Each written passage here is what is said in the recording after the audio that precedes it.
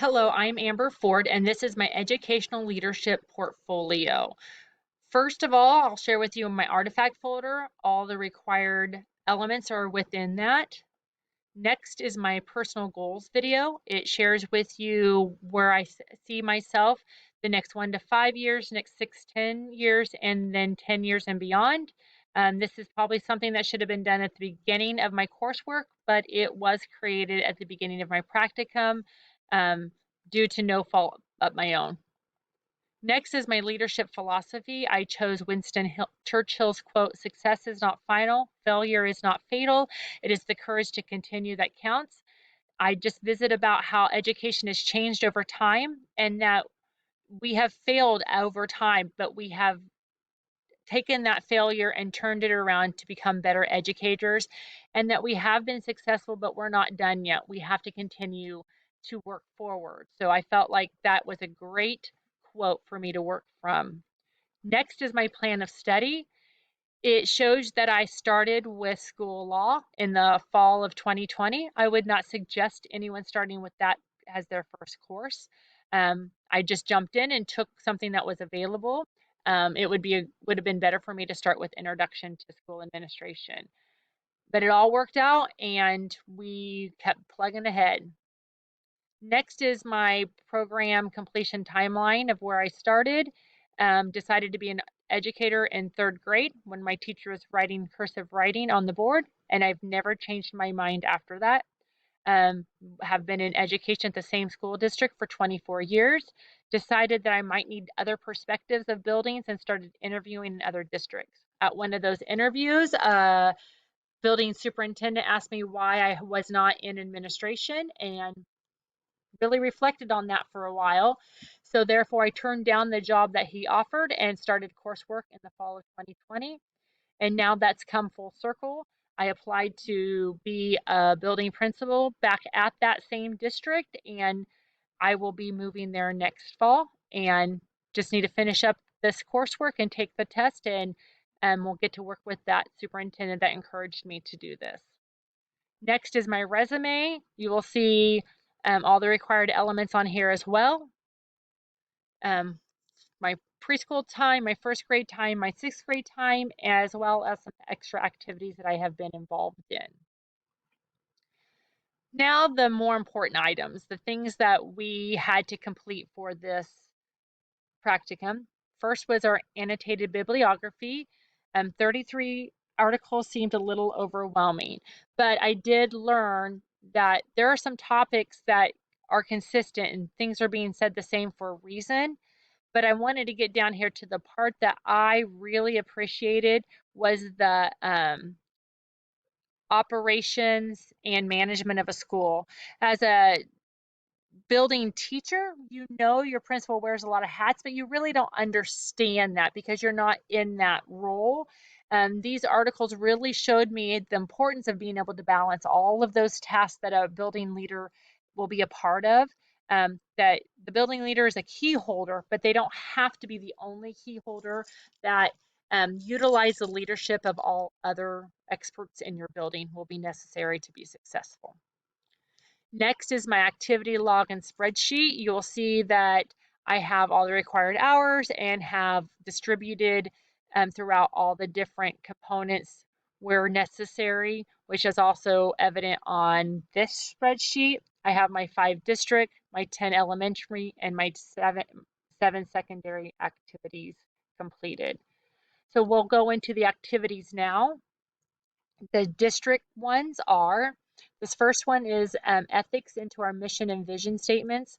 While being at the same district for 24 years, I really truly understand our mission and vision statements, but this assignment made me realize that if they're not revisited often, that they are not effective.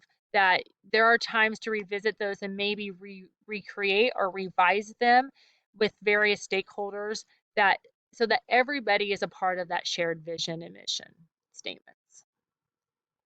Next, I had the opportunity to be a new kindergarten teacher mentor for the last 2 years, and we used our Smoky Hill Service Center mentor teacher program to work through that.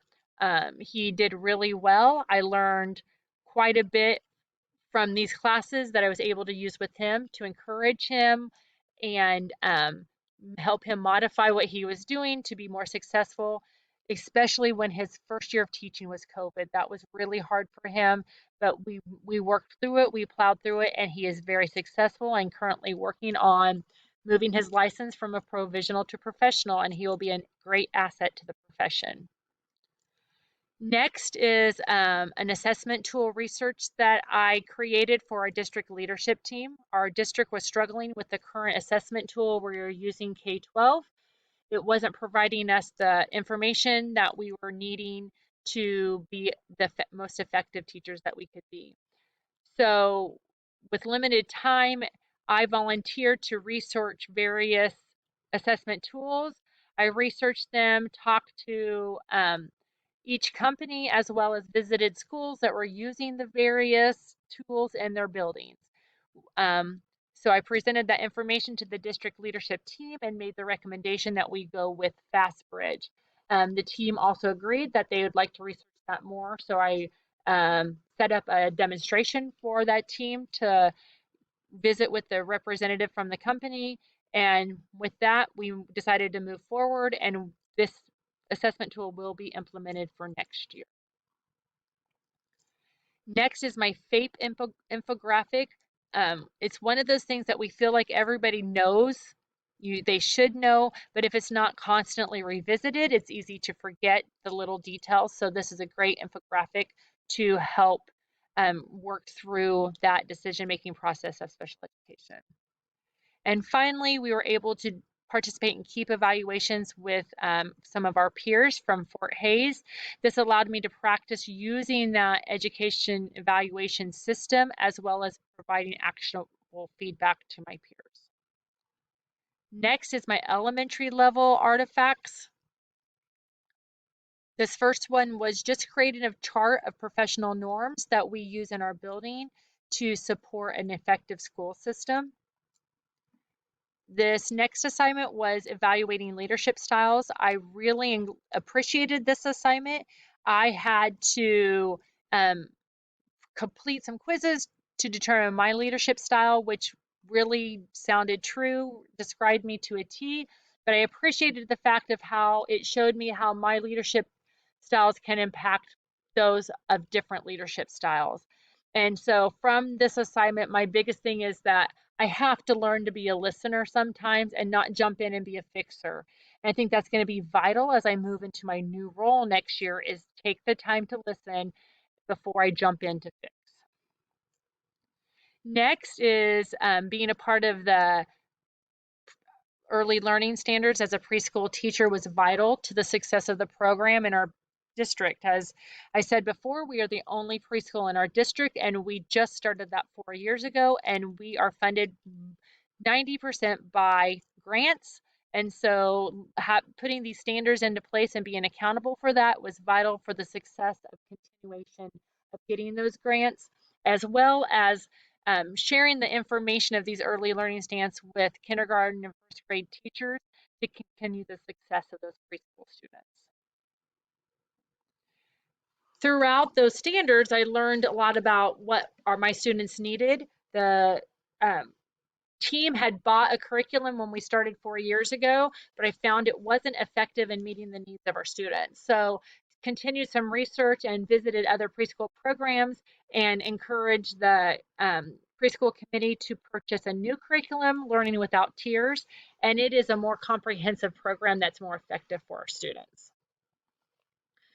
Next is a social emotional curriculum that I researched and wrote a grant to get the curriculum for preschool, kindergarten, and fourth grades. I asked the teachers to implement those for a year while collecting data, and then we presented that data to our staff. And now currently this year, Second Step has been integrated into all classrooms, pre-K 6, and we're currently participating in some additional training to be more successful with the curriculum. Next is a fidelity infographic I created for our redesign team. The head of the redesign team was really struggling with some of the programs that we were putting into place and was feeling like our staff wasn't implementing with fidelity. And so through conversation, I said I would help her out with that. And I would create something that she could use with our staff to truly define what fidelity is. And so this is something that I worked on real quick, used information from coursework and kind of just put it together real quick. And then she shared it at a staff meeting. Next, this just shows how I engage with our stakeholders. This just shows that as a KISA representative, I shared at a PTA meeting, and this is just a snippet from the minutes to show how I did that.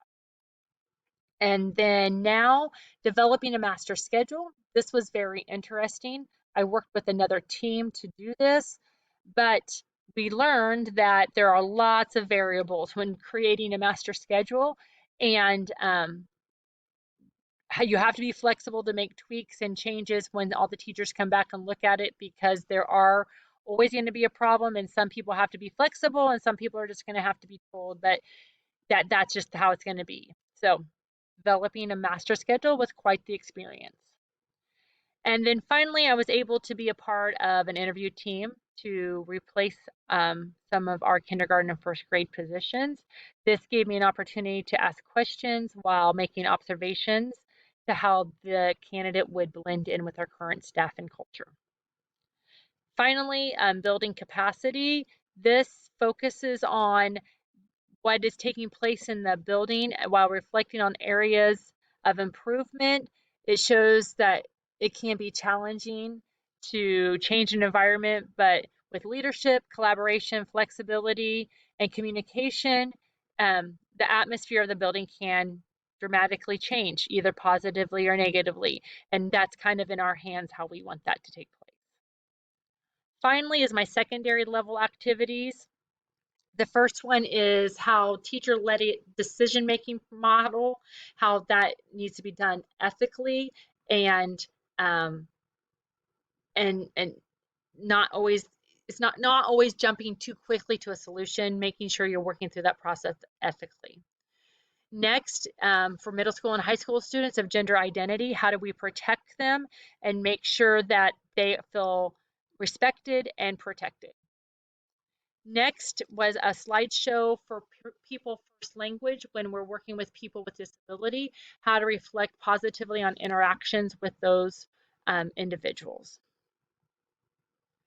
Next is a slideshow presentation for staff on collaborative engagement. This shows how family engagement can positively impact student learning, and it kind of describes the roles of those stakeholders, that it takes an intentional focus on those engagement opportunities to positively change your school culture. Finally, this is a for tools of communication that our school uses both internally and externally to get messages across to staff, students, and community. And finally, school-based budgeting. As a school leader, it's important to have a good system within your building and within your district that to control dollars for clubs, classrooms, whatever it needs to be. But this really taught me that the resources necessary to do that effectively. Finally, building professional capacity. This is a great infographic that we had to make and what the goals of that is and what that looks like and what your outcome is. And the basic overlying message is to have clear, transparent communication. And it's not easy. It takes time, it takes effort, and it takes trust. So this was a great project for me to do to learn more about that. And then you will see that I have my verification form from my administrator, as well as my assignment for the reflection of this program. I learned a lot through this program, and especially through this building this portfolio, and lots of things that I have put into my personal Google account as I move into my new role next year. And thank you for your time, and have a great evening.